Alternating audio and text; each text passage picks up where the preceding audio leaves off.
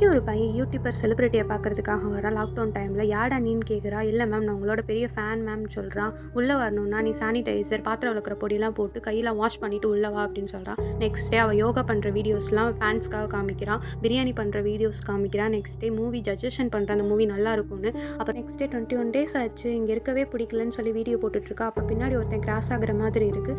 யாடான்னு பார்க்கும்போது யாருன்னே தெரியல. அவன் மெதுவாக நடந்து போகிறான். யாராக இருக்குன்னு பார்க்கறதுக்காக. சடனாக ஒருத்தன் வந்து ஒயிட் ட்ரெஸ் போட்டிருக்கவன் அவளை பார்த்து கொல்ல பார்க்குறான். அவன் பயந்துக்கிட்டே போய் பின்ன மறுபடியும் ஒரு கத்தி எடுத்து சரி அவன் யாருன்னு தான் பார்ப்போன்னு சொல்லிட்டு வேறு ரூமுக்கு போகிறான். அந்த ரூமே ரொம்ப இருட்டாக இருக்குது. லைட்டில் வெளிச்சத்தெல்லாம் வச்சு போயிட்டு இருக்கும்போது பின்னாடி ஒருத்தர் சிரிச்ச வாக்கில் இருக்கான். மறுபடியும் அவன் கொல்ல பார்த்து இது பண்ணுறான். அவன் வேமா ஓடி வெளியே வரும்போது அவள் வேமா வந்து அடித்து படுக்க போட்டு விட்றா. படுக்க போட்டு அவளை கெட்டியும் போட்டு விட்றா. ஐயோ விரல்லாம் காலியாக போச்சா, நான் இதை வச்சு எப்படி சமைக்கிறது அப்படின்னு சொல்லி ஃபீல் பண்ணி அழுகவும் செய்கிறா.